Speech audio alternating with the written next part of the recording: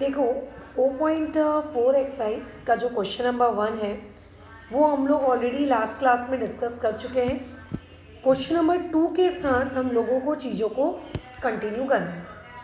But ये जो question number 2 अभी तुम लोगों के सामने है ये तुम्हारे लिए कुछ नया नहीं है। ऑलरेडी आपने जो 4.3 एक्सरसाइज की हुई है उस 4.3 एक्सरसाइज में आप लोगों ने इस कैटेगरी का क्वेश्चन ऑलरेडी किया हुआ है। तो फिलहाल ये बात याद रखना, एक्सरसाइज 4.4 का जो क्वेश्चन नंबर 2 है ये और कोई नहीं बल्कि आपकी एक्सरसाइज 4.3 का question number 1, question number 2, question number 3 ही है। ठीक है, तो अगर तुमको 4.3 एक्सरसाइज आती है, उसके क्वेश्चन नंबर 1, 2, 3 ये सब आते हैं, तो 4.4 का ये क्वेश्चन नंबर 2 तुम लोगों के लिए बिल्कुल भी कठिन नहीं है। बराबर। तो एक बात हमेशा याद रखना, जब भी आपको इस कैटेगरी के सवाल मिले कि ये समथिंग समथिंग निकालो, ये समथिंग समथिंग निकालो, राइट, कुछ भी हो सकता है, तो इस टाइप के जो सवाल होते हैं इनका सबसे पहला स्टेप होता है रेशो कैलकुलेट कर लो भाई उनके। यानी कि आपको अगर मैं सोल्यूशन यहाँ से स्टार्ट करूँ तो आपको जो डेटा दिया है 5m minus n equal to 3m plus 4n, ये डेटा आपके कोई काम का नहीं है। इस डेटा को आपको पहले रीअरेंज करना है। रीअरेंज करने के बाद आपको कुछ ऐसा करना है कि आपके पास वेरिएबल अपॉन वेरिएबल आ जाए एक तरफ लेफ्ट साइड, और आप लोगों के पास नंबर अपॉन नंबर आ जाए दूसरी तरफ। ऐसा कुछ करना रहता है। तो देखो इसके लिए हम लोग अरेंजमेंट करेंगे कि 5m, वो जो प्लस 3m वहाँ दिख रहा है, माइनस 3m यहाँ आ जाए, equal to 4n minus n वहाँ जाएगा तो प्लस n बन जाए। तो 5m माइनस 3m ये वाली चीज़ आपके पास कितनी हो जाएगी, 2m हो जाएगी। 4n प्लस n ये हो जाएगा 5n हो जाएगा। सो देयरफॉर यहाँ से m अपॉन n इसकी वैल्यू आएगी 5/2। ठीक है, m अपॉन n इसकी वैल्यू कितनी आएगी, 5/2। ये काम आपको करना है। और जैसे ही एक बार आपको ये रेशो मिल जाए, इस रेशो के मिलने के बाद ये आपसे दुनिया की कोई सी भी प्रॉपर्टी लगाने को बोले आप फटाफट लगा सकते हो। ये रेशो मिलना बहुत ज़रूरी है। तो कैसा रहता है, कई बार हम लोगों को जो सवाल दिए जाते हैं एक्सरसाइज में उनमें डायरेक्टली आपको रेशो दिया रहता है कि a अपॉन बी की इतनी वैल्यू डायरेक्टली दिया रहता है, तो हम लोगों को टेंशन नहीं होती रेशो निकालने की, है ना। कई बार आपको डायरेक्टली रेशो नहीं देता है, आपको डेटा दे देता है, फिर आप कंपोनेंडो डिविडेंडो लगा कर फिर आप रेशो निकालते हो, जो कि हम लोगों ने किया था आपके 4.3 एक्सरसाइज के question number 3 and question number 2 में। या फिर कभी कभी वैसा भी नहीं देता है, इस तरीके से आप लोगों को इक्वेशन बना के दे देता है और हम छोटे छोटे बच्चे कंफ्यूज जाते हैं कि अरे यार इस इक्वेशन से मैं किस तरीके से क्वेश्चन को आगे सॉल्व करूं। तो कुछ नहीं है, आपको लाइक टर्म्स एक तरफ करना है, फिर नंबर एक तरफ करना है, वेरिएबल आपको एक तरफ करना है, बस बात खत्म। ठीक है, चलो आगे बढ़ते हैं। अब रेशो आ गया। अब ये पहला पार्ट हम कैसे सॉल्व करें, डाउट इज, है ना, ये जो पहला पार्ट है मैडम ये कैसे सॉल्व करें। तो आपको हमेशा एक मेरी बात ध्यान रखना, हमेशा आपको अपने टू फाइंड को ऑब्जर्व करना है। ये एक बहुत इंपॉर्टेंट पॉइंट है जिसको आपको नहीं भूलना है। आपको हमेशा आपका जो टू फाइंड है उस टू फाइंड को आपको क्या करना है, ऑब्जर्व करना है, देखना है। जब आप टू फाइंड को ऑब्जर्व करते हो ना तो इस टाइप के क्वेश्चंस में आधे से ज़्यादा बार आप लोगों को क्या मिल जाता है, अपने समस्या का समाधान मिल जाता है। आधे से ज़्यादा बार आपको अपनी समस्या का समाधान मिल जाता है। कैसे, टू फाइंड में बोल रहा है कि m के ऊपर स्क्वायर चाहिए और टू फाइंड में बोल रहा है कि n के ऊपर स्क्वायर चाहिए। तो इसका मतलब ये है कि मेरे पास ये जो m अपॉन n है, इसका मतलब मेरे पास ये जो m अपॉन में n है, ये m अपॉन में n मेरे कोई काम का नहीं है। मुझे अगर क्वेश्चन सॉल्व करना है, ठीक है, तो मुझे क्या चाहिए होगा, m के ऊपर स्क्वायर और n के ऊपर स्क्वायर। यानी कि अगर मैं पहला पार्ट सॉल्व करना चाहती हूँ तो मुझको m/n ये उसके ऊपर स्क्वायर चाहिए, और जो बाजू में 5/2 है उस 5/2 उसके ऊपर भी मुझको स्क्वायर चाहिए। तो ऐसे करने से क्या होगा, ये हो जाएगा m² अपॉन में n² इक्वल टू 5 का स्क्वायर 25, 2 का स्क्वायर 4, ये ऐसा हो जाएगा। अब कई लोगों को लगेगा कि मैडम आपने स्क्वायर ही क्यों किया, डाउट, क्योंकि क्वेश्चन में स्क्वायर बोला था यार। अगर क्वेश्चन में लेट से क्यूब बोलता ना तो मैं क्यूब करती। वो मैं पूरी तरीके से किसके अकॉर्डिंग चल रही हूँ, पूरी तरीके से मैं गिवन और टू फाइंड के अकॉर्डिंग चल रही हूँ कि मुझे टू फाइंड करने को क्या बोला जा रहा है उसके अकॉर्डिंग। अब the most important thing in this type of question कि आपको ये पहले देख लेना है कि कहीं कोई स्क्वायर हो रहा है कि नहीं हो रहा है, कहीं कोई क्यूब करना है कि नहीं करना है। वंस यू डिड, आपने एक बार अगर वो कर दिया, आपको ये पता चल गया कि स्क्वायर करना है, क्यूब करना है, तो आपको सेकंड डिसीजन जो लेना है, ठीक है, आप लोगों को जो सेकंड डिसीजन लेना है वो सेकंड डिसीजन आप लोगों का ये है कि यार मेरे को किसी नंबर से मल्टीप्लाई करने की नीड है क्या, मुझे किसी नंबर से मल्टीप्लाई करने की नीड है क्या, मुझे किसी नंबर से मल्टीप्लाई करने की नीड है क्या। जैसे अगर मैं इस क्वेश्चन का पार्ट 2 कर रही होती तो पार्ट 2 में m के आगे 3 लिखा है तो मुझे 3 से मल्टीप्लाई करना पड़ जाता, बराबर। बट क्योंकि अभी मैं इस क्वेश्चन का पार्ट 1 कर रही हूँ तो m² के आगे तो कुछ लिखा ही नहीं है, m² के आगे तो कुछ लिखा ही नहीं है। तो ऐसे केस में क्या मुझको अगर कुछ भी नहीं लिखा है, मतलब 1 लिखा है, किसी नंबर से मल्टीप्लाई करने की नीड है, तो तुम जवाब दोगे नहीं मैडम किसी नंबर से मल्टीप्लाई करने की नीड नहीं है। ठीक है, ये डिसाइड हो गया, बिल्कुल डिसाइड हो गया।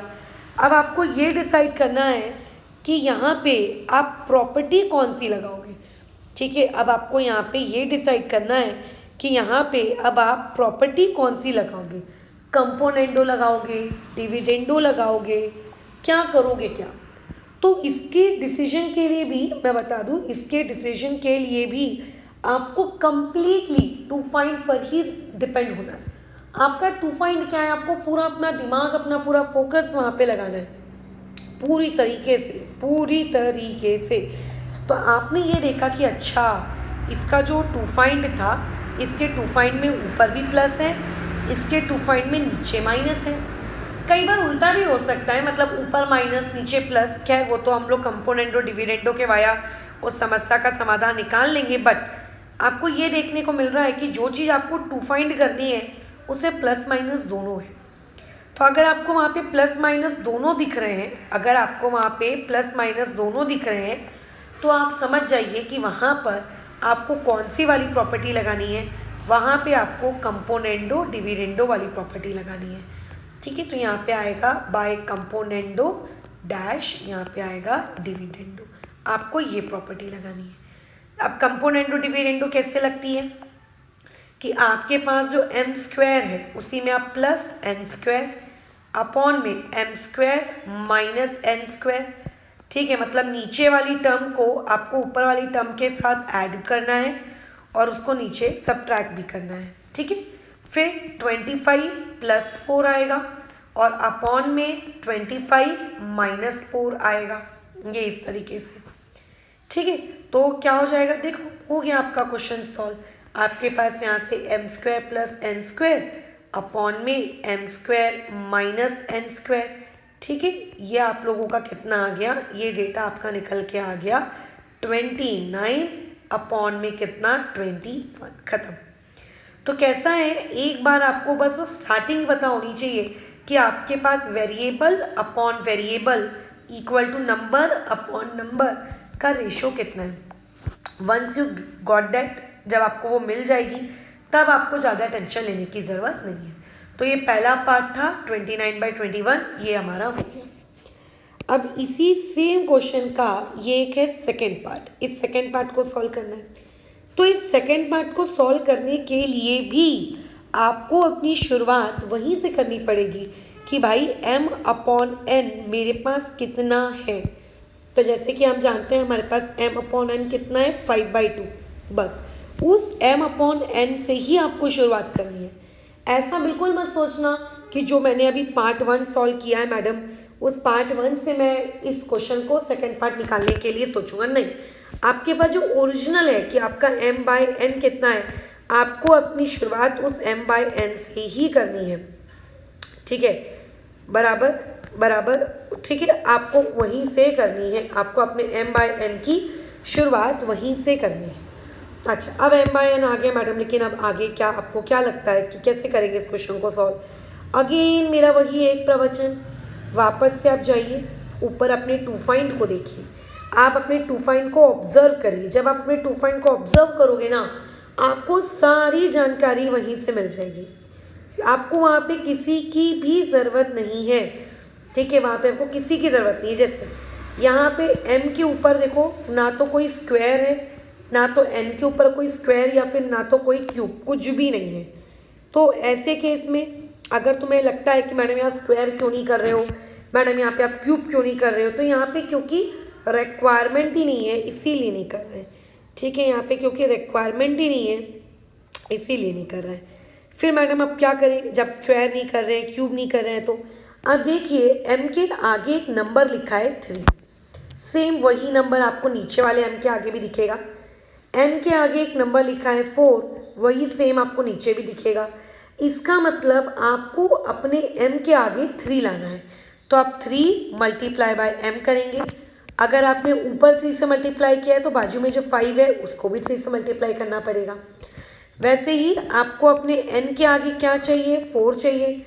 अगर आपको अपने n के आगे 4 चाहिए तो आपको यहाँ पे किससे करना पड़ेगा, 4 से मल्टीप्लाई करना पड़ेगा। तो अगर आपने यहाँ मल्टीप्लिकेशन किया है तो आपको यहाँ पे भी मल्टीप्लाई करना पड़ेगा। तो इसकी वजह से आपके पास जो पहले m/n था वो अब बन जाएगा 3m अपॉन में 4n इक्वल टू 15 अपॉन में 8। अब ये बन जाएगा। अब आप क्या करो, इसमें कंपोनेंडो डिविडेंडो लगाते बैठो, है ना। अब आप इसमें क्या करो, कंपोनेंडो डिविडेंडो क्या करते हो, लगाते बैठो। जब आप इसमें कंपोनेंडो डिविडेंडो लगाओगे, क्यों मैडम कंपोनेंडो डिविडेंडो ही क्यों लगाने को कह रहे हो आप? भैया कंपोनेंडो डिविडेंडो इसीलिए लगाने को कह रहे हैं क्योंकि जो चीज़ हमको टू फाइंड करनी है उसमें प्लस भी है, उसमें माइनस भी है। अगर सिर्फ प्लस होता तो कंपोनेंडो लगाते, अगर सिर्फ माइनस होता तो डिविडेंडो लगाते। अब प्लस भी है माइनस भी है तो कंपोनेंडो भी लगाना है और डिविडेंडो भी लगाना है साइमल्टेनियसली। तो अगर मैं यहाँ पे प्रॉपर्टी का इस्तेमाल करूँ कि बाय कंपोनेंडो, ठीक है, डैश डिविडेंडो, है ना, तो आप लोगों के पास क्या बन जाएगा, आपके पास बन जाएगा 3m प्लस आप लोगों का 4n अपॉन में 3m minus 4n equal to 15 plus 8 upon में 15 माइनस 8, है ना। तो देयरफॉर यहाँ से 3m प्लस 4n अपॉन में 3m माइनस 4n, ये वाली चीज़ निकल के आपके पास कितनी आ जाती है, ये आ जाती है आपके पास 23, ठीक है, अपॉन में माइनस वगैरह तुमने कर दिया 7। तो ये हो गया हम लोगों का सेकेंड डेटा। तो ये 4.4 में इस क्वेश्चन को कुछ अलग तरीके से करना है ऐसा नहीं है। 4.3 में आपने जिस तरीके से क्वेश्चन को अप्रोच किया था वही आपका सेम तरीका हम लोगों ने यहाँ पे अडॉप्ट किया। ठीक है, तो इस तरीके से दोनों सवाल तुम लोगों के पास निकल के तुम्हारे पास आ चुके हैं। यहाँ पे हम लोगों का ये टॉपिक ऑफ डिस्कशन बोलो क्या होता है, ख़त्म होता है, बस डन। छोटा सा था, प्यारा सा था, नन्ना सा था, मुन्ना सा था, है ना, एकदम इजी सा टॉपिक। तो ये 4.4 का क्वेश्चन नंबर 2 हमने कर लिया समाप्त। अभी फ़िलहाल हम लोग इस डिस्कशन को यहाँ पे रोकते हैं और इसके बाद वाले नेक्स्ट डिस्कशन में हम लोगों का जो क्वेश्चन नंबर 3 है, क्वेश्चन नंबर 3 में मूव